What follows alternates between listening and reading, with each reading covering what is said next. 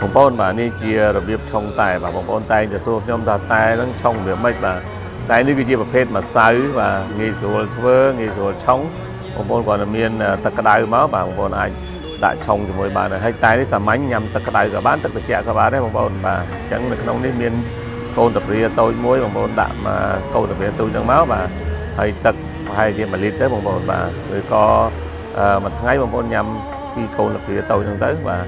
ញ៉ាំទឹកក្តៅអ៊ុនល្អសម្រាប់ខែនេះគឺខែរំហើយខែល្ងាបាទជួយសុខភាពរបស់យើងបាទឈ្ងុយមែនទែនតែនេះបងប្អូនបាទអញ្ចឹងបើសិនជាបងប្អូនមានចង្អល់បន្ថែមតទៅនឹងការឆុងតែឬក៏